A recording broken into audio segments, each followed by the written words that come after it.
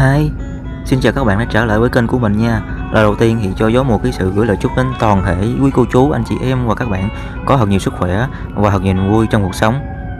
Trở lại với những chia sẻ hôm nay thì mình xin được phép cập nhật về tình hình diễn biến của cầu Mỹ Thuận 2. Đó là cầu nằm trong hệ cao tốc Bắc Nam. Trước tiên thì mình sẽ đi cùng xem tình hình diễn biến bên khu vực của bờ Tiền Giang xem như thế nào nhé. Vị trí này chính là vị trí mà kết nối giữa chân cầu, đó, phần cầu chính kết nối với phần đường dẫn.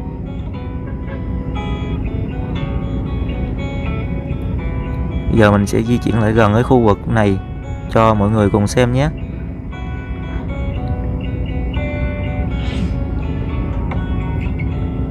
Vị trí này hôm nay ở vị trí chân cầu bên khu vực của Tiền Giang nè. Hôm nay thì mình thấy là đang trong quá trình cấp phối đá dăm ở bên dưới phần đường dẫn nè.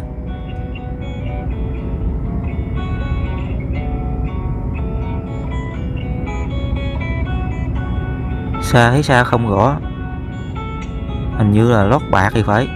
Giờ trời tối quá mình thấy không rõ, hình như lót bạc hay cái gì cấp phối đá dăm thì phải.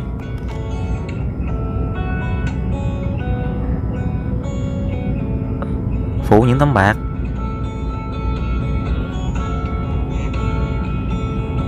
Rồi cái đoạn này là phần đường dẫn bên địa phận của tỉnh Tiền Giang nè, thì nó dài khoảng 4,3 km nha. Rồi bây giờ thì điều quan trọng nhất là chia sẻ về cái phần mà thi công có sự phức tạp nhất, đó chính là hai trụ tháp chính của cầu Mỹ Thuận 2.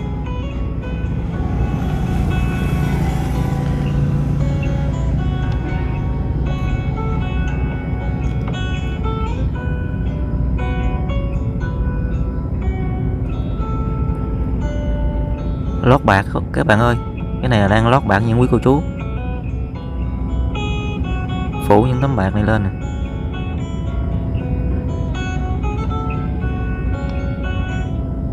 Hôm nay thì mình ghé lại khu vực này thì vào một buổi chiều, cho nên là cái hình ảnh nó sẽ hơi tối một xíu. Vị trí này chính là hai cái nhịp ở chân cầu nè, thì đã đổ bê tông bản mặt cầu xong rồi nè. Thì sắp tới mình nghĩ là sẽ là đổ bê tông làm hai cái vái cầu ở hai bên và làm tim đường ở giữa. Rồi bây giờ thì mình tiếp tục ra khu vực ngoài kia nhé. Đoạn này chính là khu vực của gói thầu XL02.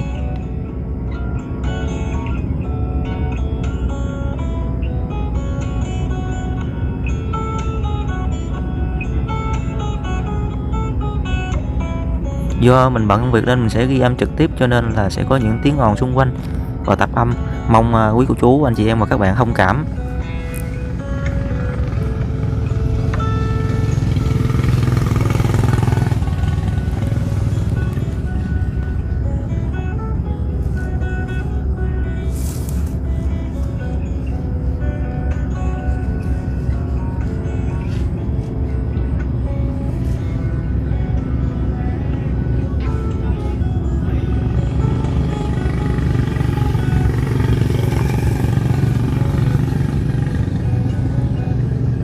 Dự án cầu Mỹ Thuận 2 có điểm đầu tại nút giao Hân Cửu Nghĩa.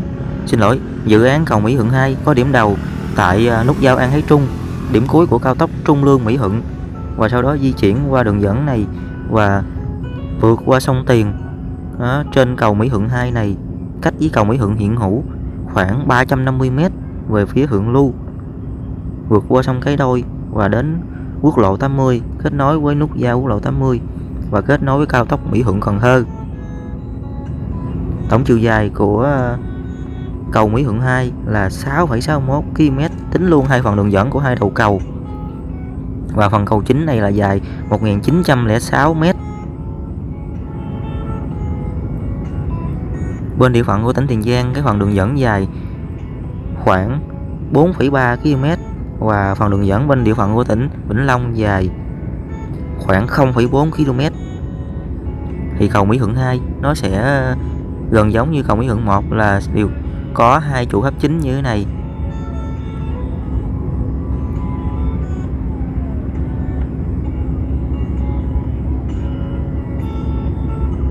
Bây giờ trước tiên thì mình sẽ xem tình hình diễn biến cũng như là trụ tháp chính của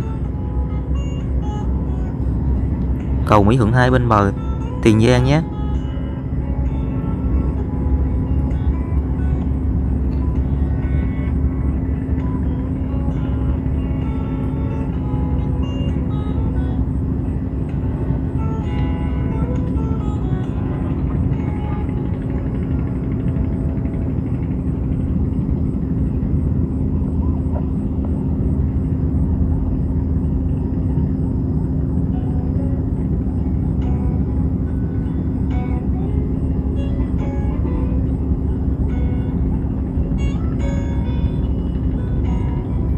Hiện tại thì trụ tháp chính bên bờ Tiền Giang đã đúc đến đốt S29 trên tổng số 33 đốt đúc, và hiện tại ở đốt 28 đang trong quá trình hợp long giữa hai cái đốt đúc này lại với nhau, và vẫn đang trong quá trình lắp cốt thép.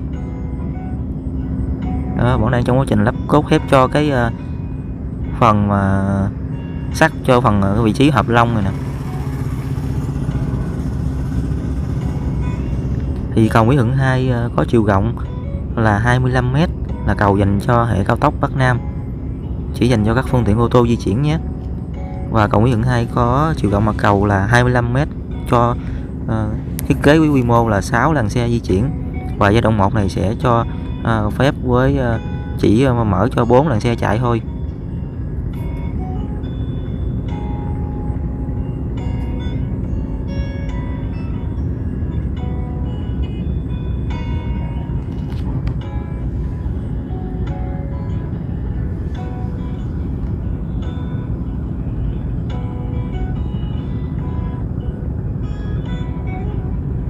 Còn đây trụ tháp màu đỏ chính là trụ tháp T16 bên bờ Vĩnh Long, là trụ tháp chính của cầu Mỹ Thuận 2.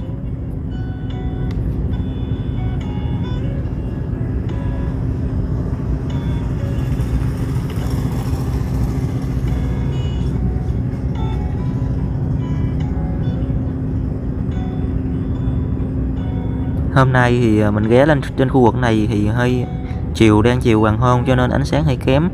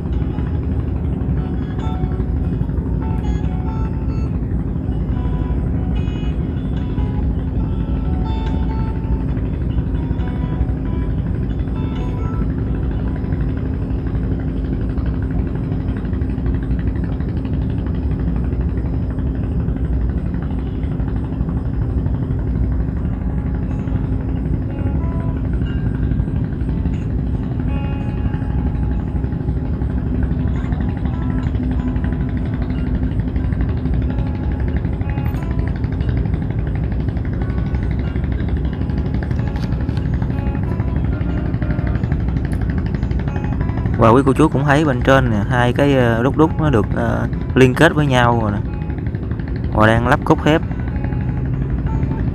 Tới đốt 29 này thì tạm ngưng cho cái việc quá trình mà thi công cái vấn đề hợp long giữa hai thanh đúc này.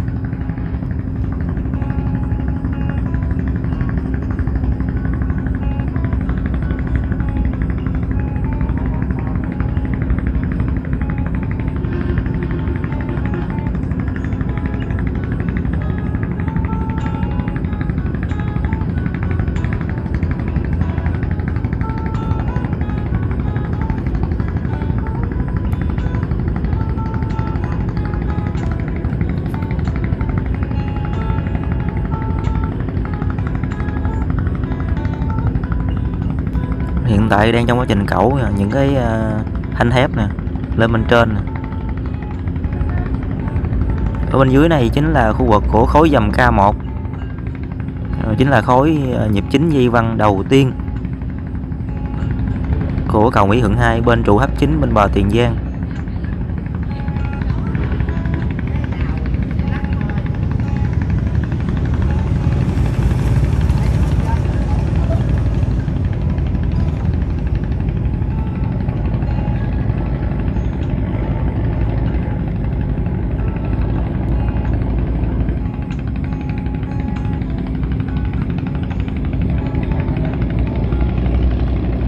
Và các bạn cũng như quý cô chú thấy có cái ống màu trắng, đó chính là cái ống cho bó cáp dây văng sau này nhé.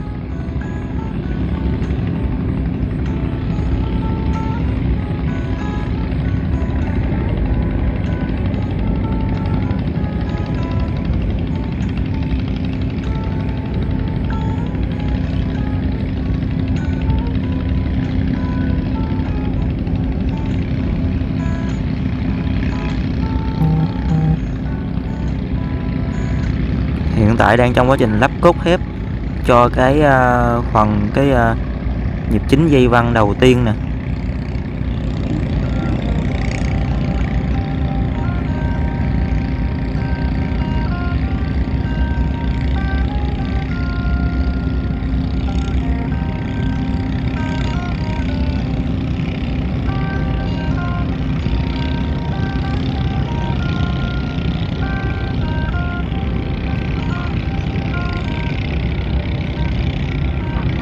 Rất đông các anh em công nhân đang thi công cho cái phần mà cái khối dầm K1 của nhịp chính dây văng đầu tiên này.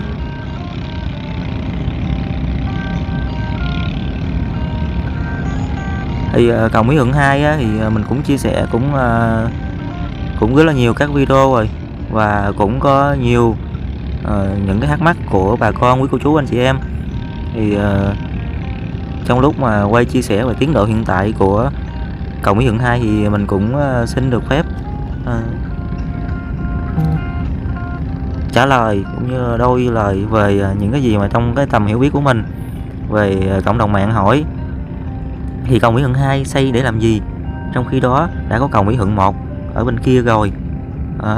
Thì cũng có một số quý cô chú cũng còn chưa có hiểu, nên mình cũng xin được phép nói lại như sau. Thì cầu Mỹ Thuận 1 nằm trong hệ trục quốc lộ 1, dành cho tất cả các phương tiện đường bộ di chuyển qua cầu dây văng này, như xe 2 bánh, xe đạp, xe máy, người đi bộ, xe thô sơ, xe 3 bánh, xe ô tô 4 chỗ, 5 chỗ, xe tải, đầu kéo, container, vân vân.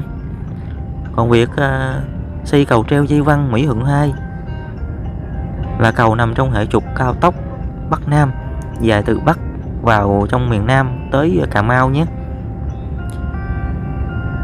và là tuyến cao tốc huyết mạch về miền Tây khi qua cầu Mỹ Thuận 2. Cũng như cầu này là cầu cao tốc, cho nên chỗ dành cho các phương tiện xe ô tô từ 4 bánh trở lên mới được chạy trên cầu Mỹ Thuận 2 này nhé. Thêm một câu hỏi nữa là quý khán giả này hỏi như sau: thấy trụ đúc khá cao và đã để lỗ chờ kéo cáp xuống sàn, em có biết là mỗi bên trụ gồm có bao nhiêu sợi dây văng không vậy? Phải nói là có rất nhiều quý cô chú và các bạn xem trên kênh, nhưng đây là những thắc mắc rất hay. Hôm nay cũng có một quý vị này cũng hỏi câu này, mà có thể nói là rất nhiều người có thể không để ý đến đó. Thì mình cũng xin phép trả lời như sau. Thì cầu Mỹ Thuận 2 tuy là cầu có 2 trụ tháp chính có hình dạng khác với cầu Mỹ Thuận 1, nhưng theo tìm hiểu của mình thì cầu Mỹ Thuận 2 có số bó cáp bằng với số bó cáp của cầu Mỹ Thuận 1 nhé.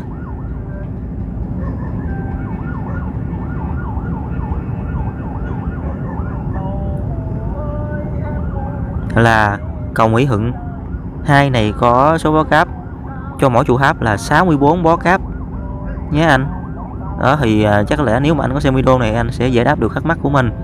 Đó thì số bó cáp của cầu Mỹ Thuận 2 sẽ bằng với số bó cáp của cầu Mỹ Thuận 1, đó là 64 bó cáp. Và như vậy mỗi trụ tháp chính một bên hướng thượng nguồn.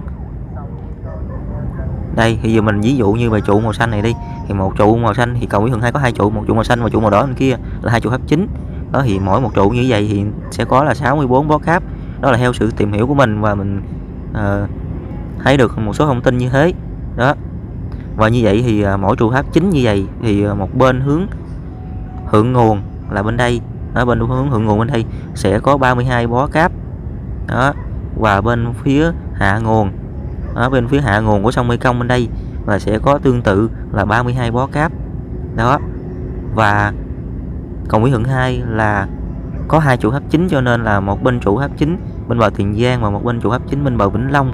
Bên trụ màu xanh đây là chính là bên trụ tháp chính bên bờ Tiền Giang, còn bên trụ màu đỏ bên kia là chính là trụ tháp chính bên bờ Vĩnh Long. Cho nên là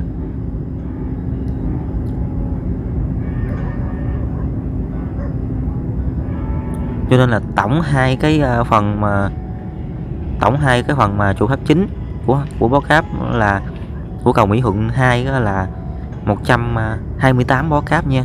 Đó là tổng số bó cáp của cầu Mỹ Thuận 2 đó, của hai cái trụ tháp chính này nè, là 128 bó cáp. Đó chính là những thông tin mà theo mình tìm hiểu được nhé. Cầu Mỹ Thuận 1 cũng như là cầu Mỹ Thuận 2 đều được bắc qua sông Tiền và kết nối hai bờ Tiền Giang và Vĩnh Long. Như lúc nãy mình có gọi là hạ lưu sông Mê Công là vì nhánh sông Tiền ở khu vực này là nhánh sông thuộc hệ thống của dòng sông Mê Công chảy dài. Bây giờ thì để có những cái góc quay khác nhau cũng như là những hình ảnh về hai cây cầu này thì mình xin được phép đảo một vòng để cho quý cô chú xem ha. Rồi sau đó thì mình sẽ di chuyển qua trụ tháp bên kia để xem coi tình hình đang thi công, cái tiến độ bên trụ tháp bên kia như thế nào.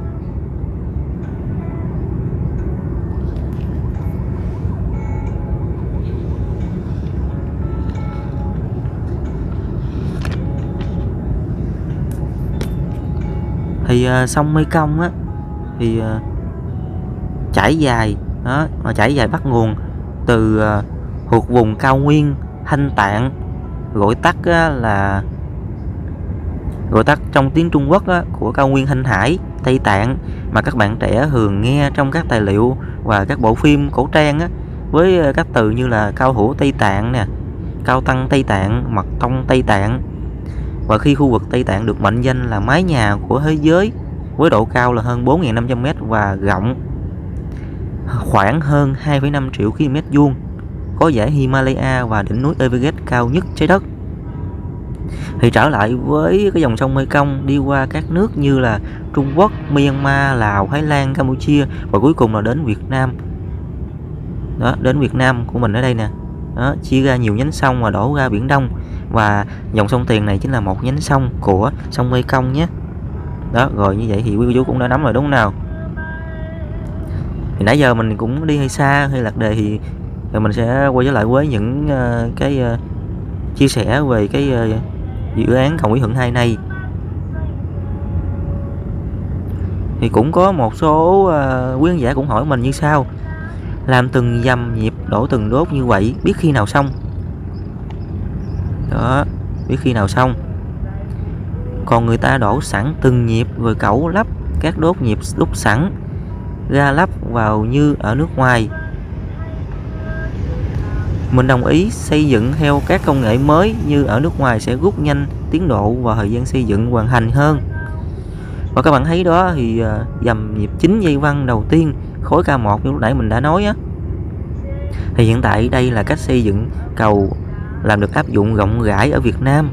Theo mình nghĩ, còn việc đổ sẵn trong đất liền cẩu ra ngoài á, thì việc xây dựng sẽ nhanh hơn, nhưng có thể là tiềm lực của đất nước chưa phù hợp để mua và tiến hành bằng các thiết bị chuyên dụng cẩu to hơn, vân vân. Vì nghĩ là sẽ tốn kém rất nhiều tiền mà ít được sử dụng thì phí phạm quá. Nhưng mình nghĩ sau này đất nước phát triển hơn, học hỏi nhiều kỹ thuật tiên tiến hơn và có điều kiện sẽ đầu tư thiết bị kỹ thuật mới hơn. Nói chung thì theo mình nghĩ một cây cầu lớn xây như thế nào đều được các kỹ sư tính toán kỹ càng hết rồi, cân đo đong đếm chi tiết nguồn nhân công, thiết bị, nguồn vốn, vân vân. Việt Nam còn nghèo nên trước tiên là xây làm sao cho phù hợp với đất nước. Và một điều nữa, điều rất là căng nữa là phải trừ cũng như là tiêu diệt hết tham quan thì mới giúp cho bà con khá hơn được. Đó là cái câu nhấn mạnh của mình. Chứ có lẽ là nhiều người không thích thì những cái lời lẽ của mình về cái câu cuối này, đúng không nào? Rồi bây giờ tiếp tục với những chia sẻ của mình là mình sẽ di chuyển qua bên khu vực của trụ tháp chính bên bờ Vĩnh Long của cầu Mỹ Thuận 2 này nhé. Và trụ màu đỏ bên dưới chính là trụ tháp chính bên bờ Vĩnh Long. Đó, trụ tháp có những cái khung sắt màu đỏ đó là trụ tháp chính của cầu Mỹ Thuận 2 bên bờ Vĩnh Long. Rồi, hiện tại đã lên đèn rồi nha quý cô chú anh chị em. Trước tiên thì để có cái nhìn tổng thể từ xa, thì mình sẽ đảo một vòng từ xa trước tiên nhé. Và nhìn bên dưới thì quý cô chú cũng thấy không, bên dưới thì mình thấy là các xà lan neo đậu chung quanh bên dưới bệ tháp của trụ tháp chính màu đỏ đó, của cầu Mỹ Thuận 2 bên bờ Vĩnh Long rất là nhiều đó. Như đếm sơ sơ là mình thấy là đã có 4 chiếc xà lan rất là lớn rồi đó. Và phía bên ngoài giữa lòng sông thì có 2 chiếc xà lan đó, một chiếc xà lan với những cái thùng đó chính là những cái thùng xi măng, và bên trong có một chiếc xà lan nhỏ bên trong chính là chiếc xà lan dành cho cái việc trộn bê tông trên hệ nổi như thế này. Đó là việc trộn bê tông di động.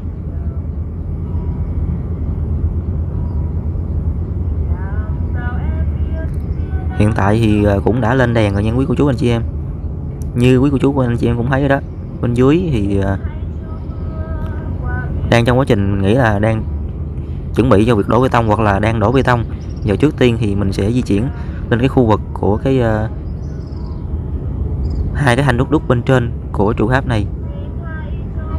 Thì đỉnh của độ cao nhất của đỉnh của trụ tháp chính cầu Mỹ Thuận 2 đó là quay vào khoảng là 125 nha, 125,5 đó, 125,5 mét với độ cao trên đỉnh tháp. Hiện tại thì các bạn cũng thấy đang trong quá trình đốt 29 trên tổng số là 33 đốt.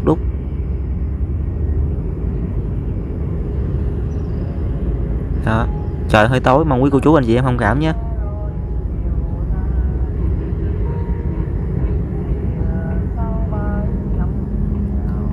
Đó thì mình thấy như các bạn cũng như quý cô chú cũng thấy đó, thì cái sàn công tác giữa hai bên cũng đã dời ra ở giữa nè, để chuẩn bị cho sắp tới thì mình nghĩ là sẽ y chang như trụ tháp bên bờ của Tiền Giang á, là sẽ chuẩn bị cho vấn đề thi công cái vấn đề hợp long đó.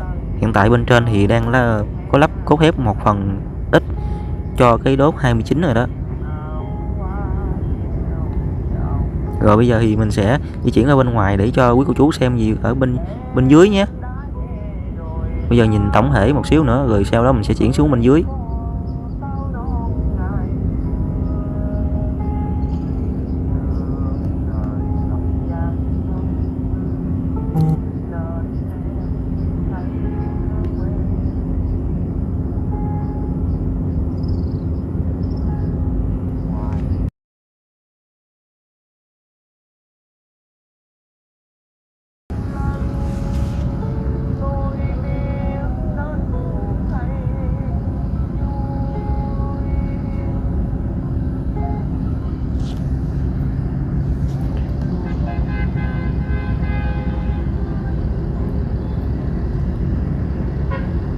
Bây giờ thì mình sẽ tiến lại cái khu vực của cái khối dầm K1 này nhé, để cho quý cô chú xem nhé.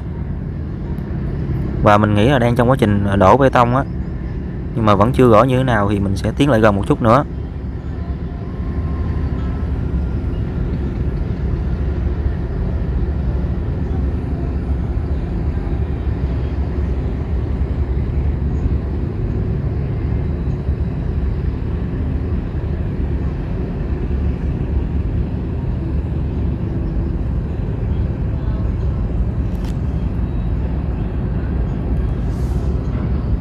Hiện tại là đang trong cái giờ đổi ca cho nên là anh em công nhân chưa có thi công làm.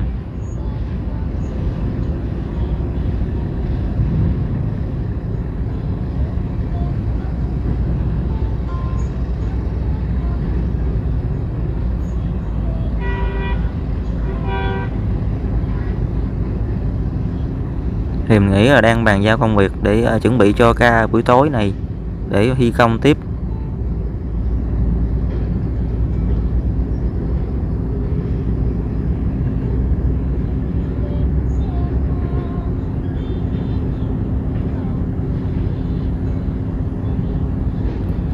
Chắc là đang họp để đổi ca, trao đổi cho việc đổi ca.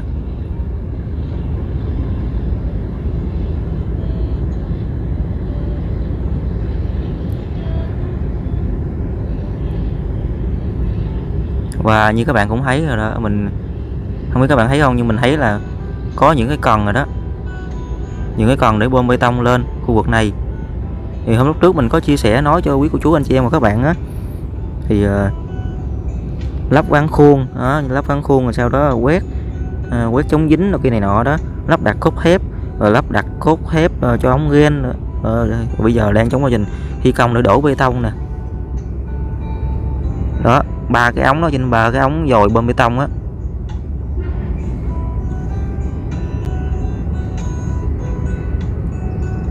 Giờ hơi tối cho nên là nó hơi kém chất lượng xíu.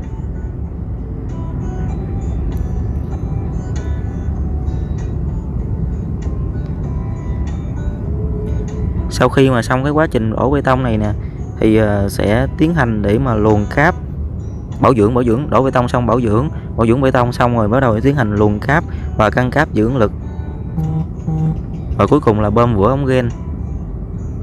Thì cái khối dầm K1 này nè, thi công là dự kiến là khoảng 4 tháng lượng nha quý cô chú anh chị em, là khối dầm nhịp chính đầu tiên á, thi công dự kiến là khoảng 4 tháng lượng á. Rồi sau đó là đến cái cái khối dầm cái khối dầm K2, K3, K4, K5 cho đến K16 là thì dự kiến là các khối dầm K2 đổ đi là sẽ thi công với khoảng 1 tháng rưỡi. Đó, khối dầm K1 này là thi công lâu nhất, tại do cái độ phức tạp nó cao quá.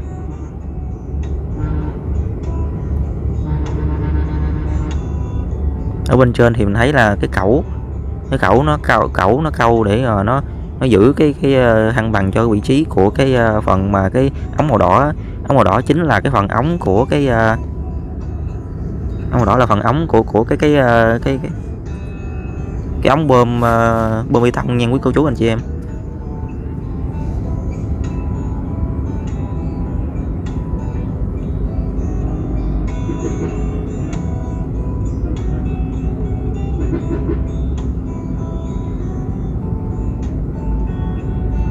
Vô trời tối cho nên là hình ảnh hơi kém chất lượng, mong quý cô chú thông cảm nhé.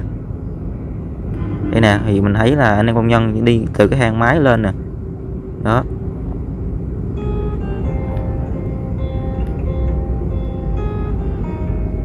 Đó, đổi ca đó, giờ chuẩn bị vô ca ban đêm đó nha.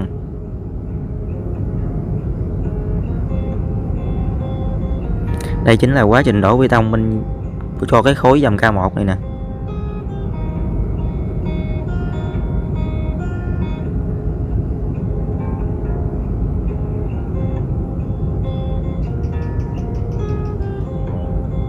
Do mình là ghi âm trực tiếp cho nên là trong cái quá trình ghi âm nó sẽ có những tiếng ồn, cho nên tập âm bên ngoài thì mong mọi người thông cảm nhé, và quý cô chú thông cảm nhé.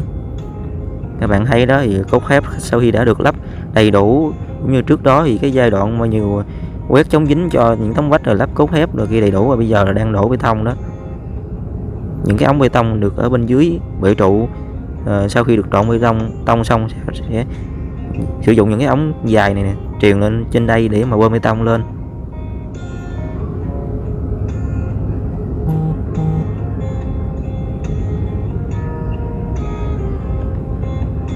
Phải nói rất là hoành tráng luôn.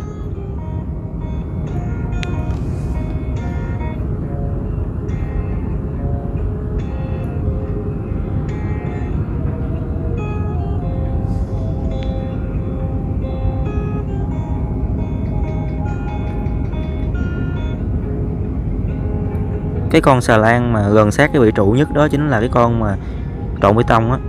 Còn bên ngoài là có những cái thùng này, hình như theo mình nhìn được biết á, những cái thùng là những thùng chứa xi măng.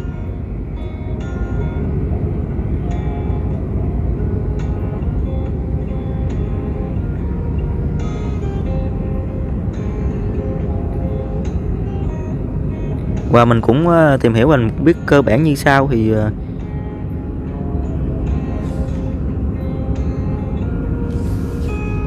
bây giờ là đang trong quá trình đổ bê tông đó.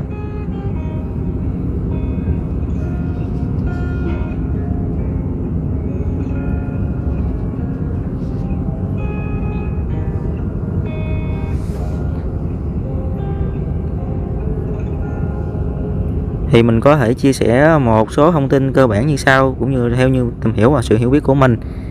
Thì cho cái công việc mà thi công bê tông này thì bê tông được trộn tại trạm đặt trên hệ nổi đó, hệ nổi chính là xà lan bên dưới bên vị trụ đó.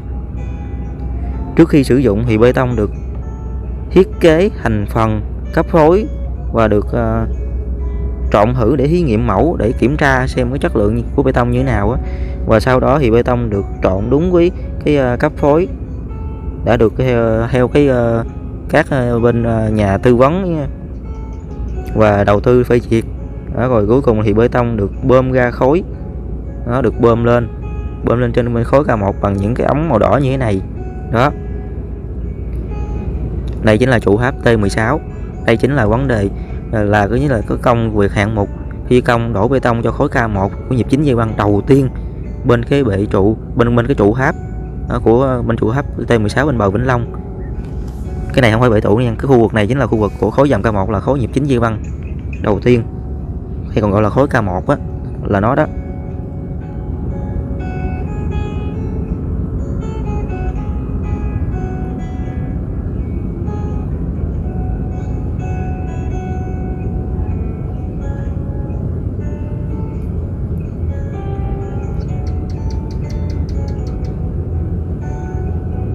Hình ảnh hơi tối thì mong quý cô chú thông cảm nhé.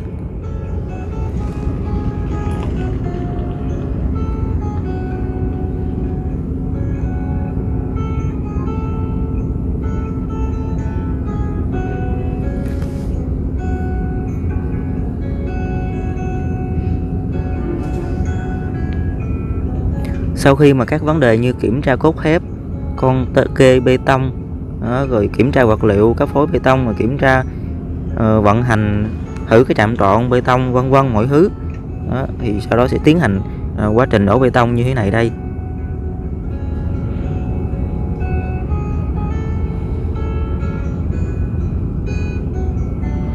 Và theo sự tìm hiểu và hiểu biết của mình đó thì quá trình đổ bê tông sẽ có những cái điều như thế này, như chẳng hạn như là kiểm tra độ sụt và nhiệt độ của bê tông. Và nhiệt độ của bê tông là phải tuân thủ theo cái quy trình kỹ thuật đàng hoàng nhé, theo một cái tiêu chuẩn nhất định. Bê tông được đổ theo từng lớp với chiều cao là theo một cái tỷ lệ mà người ta đã tính toán trước rồi, để đảm bảo cho cái liên kết tốt giữa các lớp với nhau. Và cái công tác đổ bê tông là phải tiến hành liên tục, không được dừng lại nha các bạn, vì dừng lại nó sẽ tạo thành những cái lớp khác biệt nhau á, nó không có mà kết dính thích hợp á. Phải đổ bê tông liên tục, và những cái mà những cái mẻ trộn bê tông á được bị chia cách với nhau thì không được kéo thời gian trong những cái lần đổ đó, là trong những cái mẻ đổ cho hai cái mẻ đổ bê tông đó là không được quá là 1 giờ nha. Đó có nghĩa là khi mình đổ hết một mẻ bê tông thì tới được đổ cái lớp bê tông thứ hai á, thì phải nhanh chóng trong thời gian mà dưới 1 tiếng đồng hồ là phải có lớp bê tông thứ hai để mà đổ tiếp tục cho hoàn thành nhé. Đó là những cái yêu cầu, những cái kỹ thuật nghiêm ngặt trong cái quá trình mà đổ bê tông cho cái khối K1 này. Theo đó là những tìm hiểu của mình.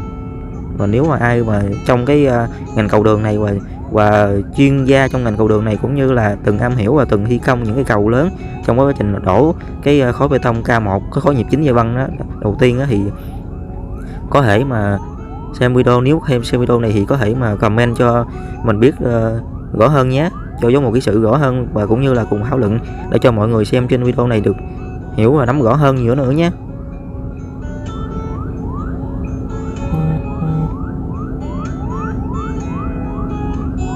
Và cũng như là cái tình trạng bê tông á, thì cũng phải được kiểm soát, theo dõi chặt chẽ nhé.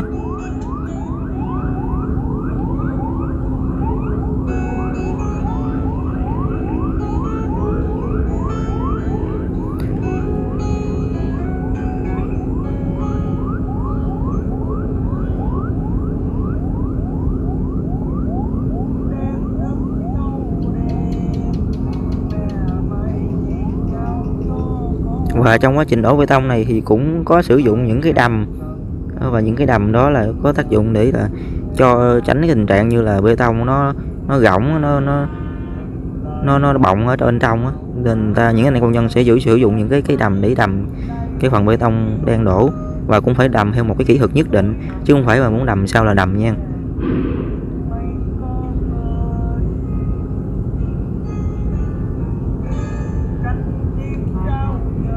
Bên ngoài xung quanh những cái lưới màu đỏ đó chính là cái phần mà sàn công tác dành cho anh em công nhân, và cũng như những cái lưới là lưới bảo hộ cho anh em công nhân đó.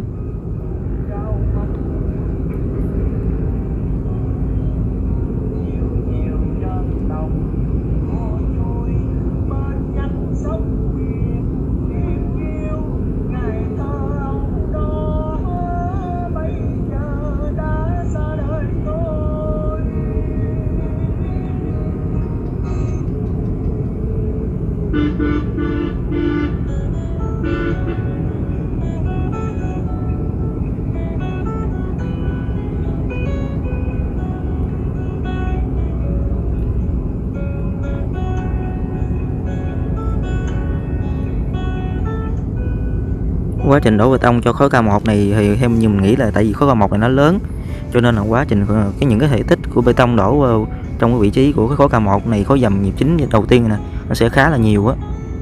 Đó, những anh em công nhân đang tập trung ở khu vực phía bên trong, ngay tại khu vực của cái phần gối cầu, gần cái khu vực gối cầu kìa. Đó, để mà điều chỉnh cái hướng của cái bê tông đổ xuống bên dưới á.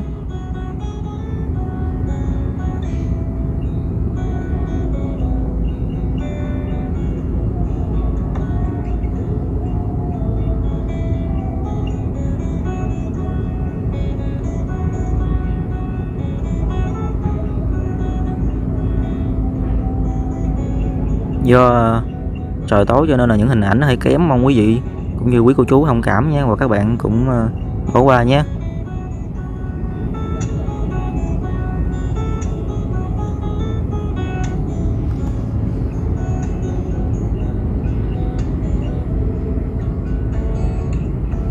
Zoom nhiều quá thì nó sẽ bị mờ, đó, mà nếu mà ở gần quá thì ảnh hưởng cho đến cái những anh em công nhân đang thi công như thế này đó, cho nên là mình sẽ ở khoảng cách nhất định. Sau khi mà hoàn tất cái quá trình đổ bê tông này nè, thì người ta sẽ tiến hành là bảo dưỡng bê tông nhé. Thì công tác bảo dưỡng bê tông thì sẽ tiến hành ngay khi bê tông bắt đầu xe mặt đó. Sau 2 giờ thì sẽ tiến hành cho cái quá trình là tưới nước thường xuyên lên cái bề mặt của bê tông để cho bê tông, rồi người ta gọi là cho chết bê tông gì đó. Đó. Thì sau khi tiến hành đổ bê tông hoàn tất thì và cũng như bảo dưỡng xong xuôi mọi thứ thì sẽ tiến hành cho cái vấn đề mà luồn cáp và căng cáp giữ ứng lực nhé. Giai đoạn này là giai đoạn đổ bê tông. Có thể thấy thì trụ tháp chính bên bờ của Vĩnh Long của cầu Mỹ Thuận 2 thì bên dưới cái khối dầm K1 là khối nhịp chính dây văng đầu tiên có tiến độ nhanh hơn so với cái khối dầm K1 của nhịp chính dây văng bên trụ tháp chính bên bờ Tiền Giang.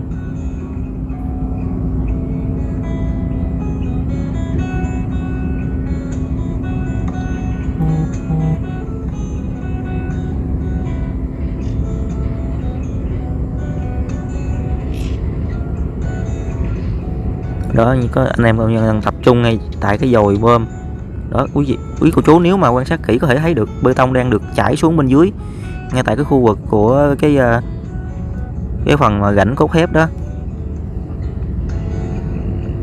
Nếu quý cô chú anh chị em xem trên tivi sẽ nhìn thấy rất rõ nhé.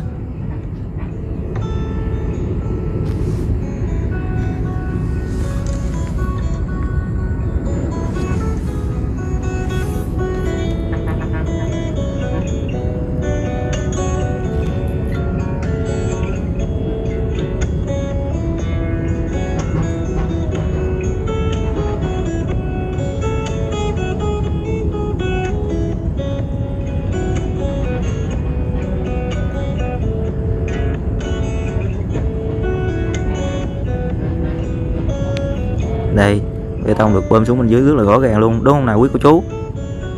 Đó. Rồi những anh em ở bên ngoài, khu vực bên ngoài sẽ dùng những cái thiết bị đầm để đầm cho bê tông nó được lon và cũng như là chảy xuống các cái rãnh của cái cốt thép được đều đặn hơn nè. Và đầm cũng phải có kỹ thuật nữa nha, chứ không phải là đầm muốn đầm sao đầm nha. Đó, những cái ống đó là những cái ống để đầm á, những ống đầm á, nhưng mà hai anh ba anh ở bên ngoài khu vực của cái dồi bơm á.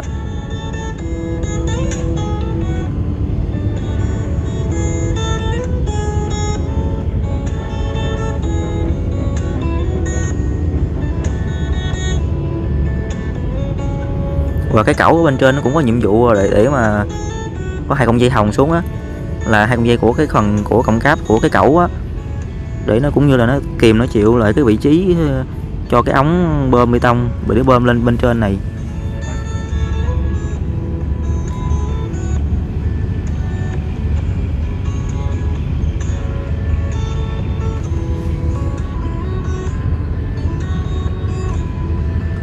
Đây chính là những chia sẻ thực tế và hiện tại trực tiếp trên đại công trường đại công trường Mỹ Thuận này vào ngày thứ ba, ngày 1 tháng 11 nha quý cô chú anh chị em. Ngày 1 tháng 11 2022. Có thể đây sẽ là những tài liệu quý giá cho những các bạn trẻ sau này học trong ngành cầu đường, cũng như là cho các cô chú thấy được một cái đại công trường Mỹ Thuận đang thi công như thế nào ở vào thời điểm ngày xưa. Có thể đây chính là những cái chứng nhân lịch sử.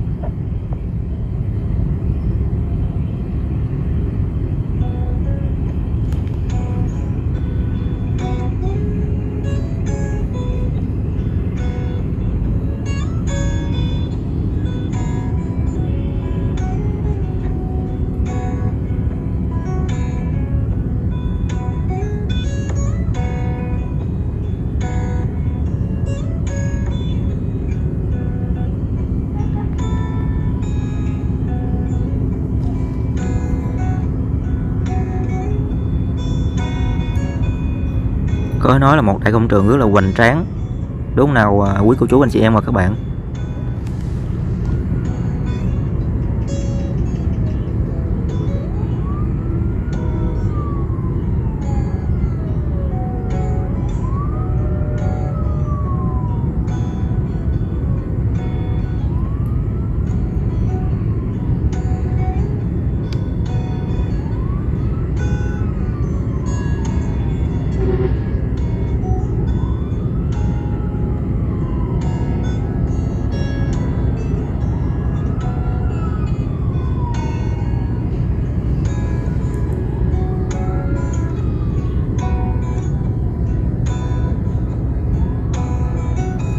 Và quý cô chú cũng thấy ở bên dưới đó nào có một cái ống màu trắng đó, đó chính là cái ống của lỗ cáp di văn của cái khối dầm K1 á.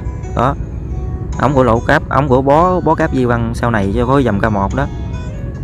Đây chính là những cái ống bó cáp di văn đầu tiên của cái khối dầm K1, là chính là khối nhịp chính di văn của cầu Mỹ Thuận 2.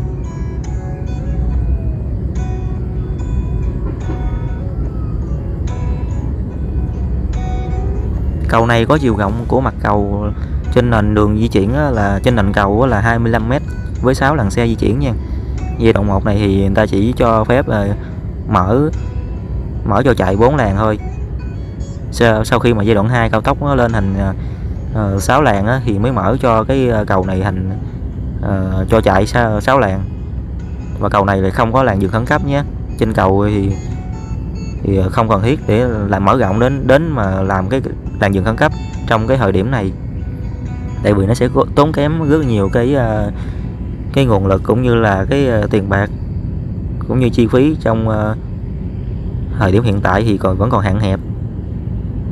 Đó, bây giờ chuyển sang anh em công nhân di chuyển cái dồi của bơm bê tông vào một vị trí khác để bơm tiếp tục ở vị trí khác nữa nè.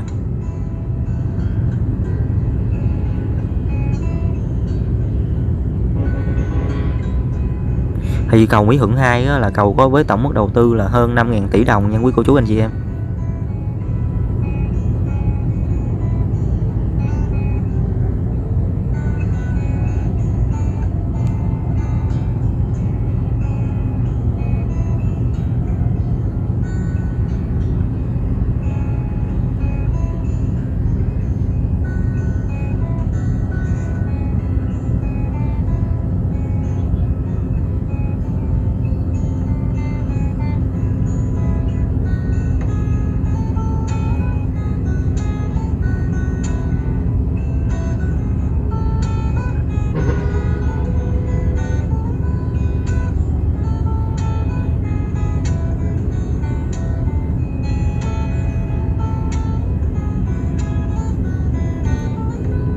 mình thấy có một anh áo vàng á, đang vác cái phần mà cái ống, mình nghĩ là sẽ là một cái ống nối cho có cái phần mà đổ bê tông cho cái khu vực của bên đây nữa nè, cho khu vực mà của cái phần cốt thép mà cái anh áo vàng đang di chuyển á, để nối cho bên bê tông qua bên khu vực bên đây nữa nè.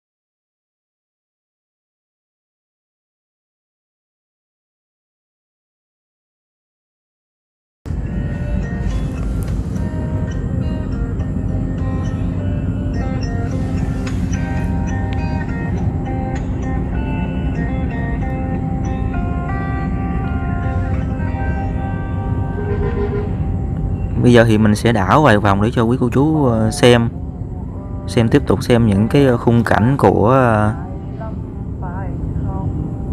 cầu Mỹ Thuận 2 bên trụ tháp chính bên bờ Vĩnh Long đó, đang trong quá trình thi công đổ bê tông cho cái khối dầm nhịp chính K1, chính là khối dầm đầu tiên, khối nhịp chính đầu tiên.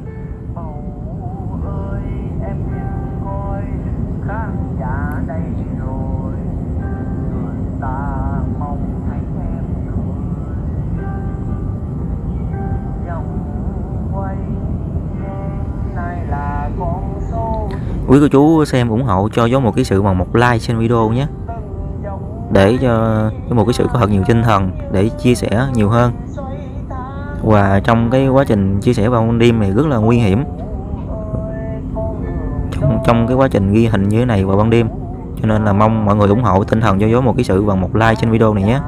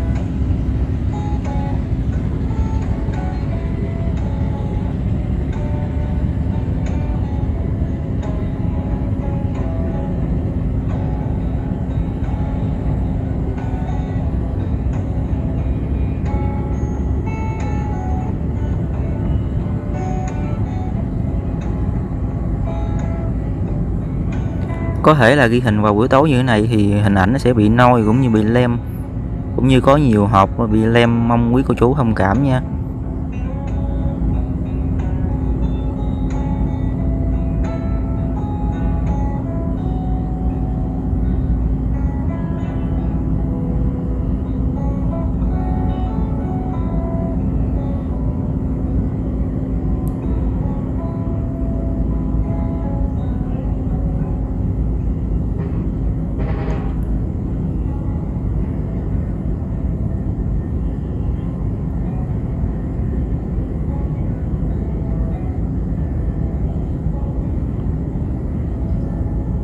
Nói chung thì cái thiết bị quay của mình cũng tạm trung bình thôi, cho nên là cái việc mà quay vào ban đêm nó cũng không phải là chuyên nghiệp.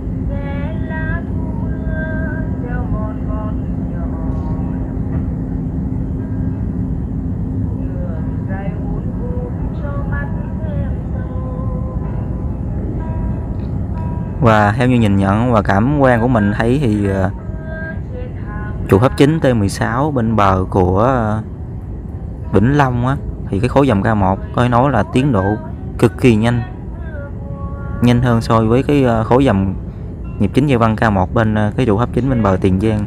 Tiền Giang thì mình thấy đẩy mạnh cho cái quá trình mà hợp long của hai đúc ở bên trên ở cái đốt 29 trên tổng số 33 đúc. Còn Vĩnh Long thì đẩy mạnh cho cái quá trình thi công cái khối dầm K1 là khối nhịp chính dây văn đầu tiên.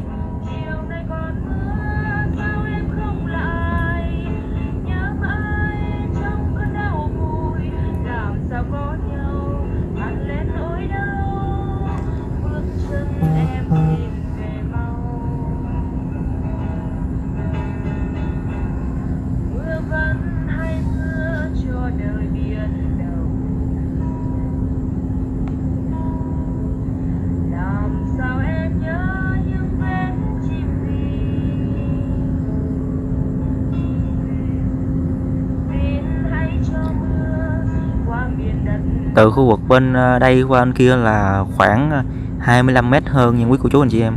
Đó là cái chiều rộng của cái phần bản mặt cầu á, cho các phương tiện di chuyển bên trên này nè, sau này á.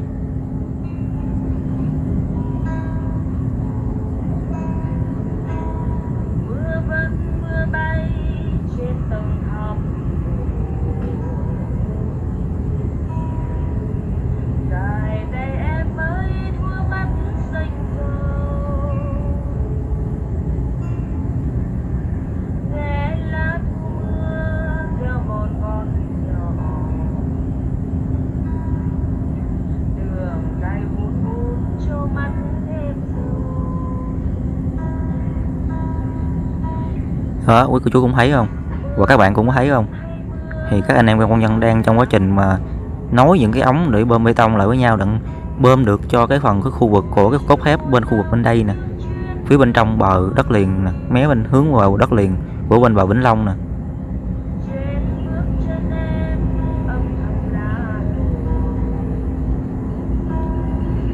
để bơm cho cái phần khu vực của cái cốt thép bên trong đây.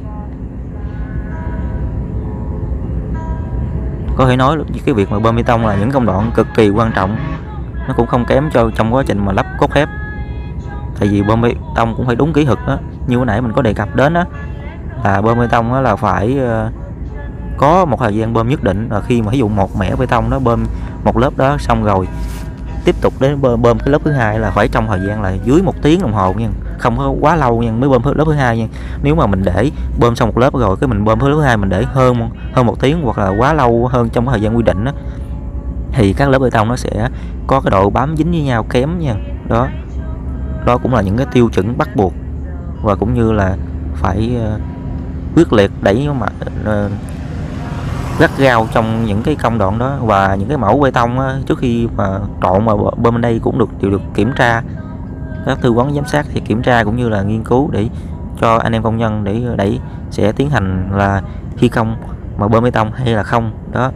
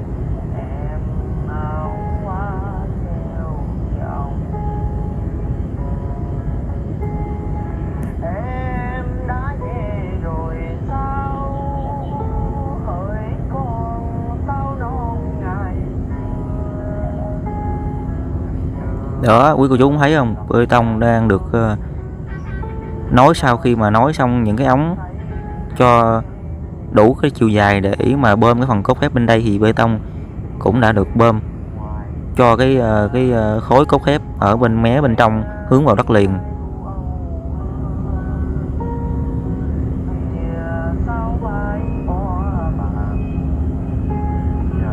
Battery level is low. The aircraft will go to the home point in 10 seconds.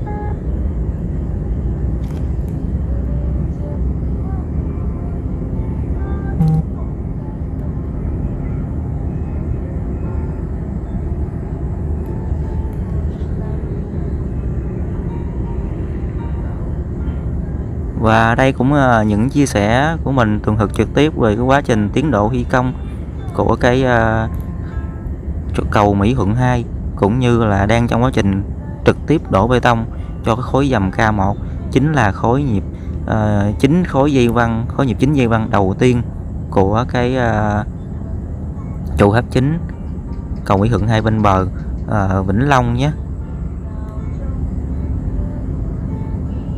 Thì đây thì mình cũng xin kết thúc cái video này tại đây. Thì quý cô chú thấy nếu mà video hấp dẫn cũng như là hay thì hẹn gặp lại quý cô chú ở những video sau nhé.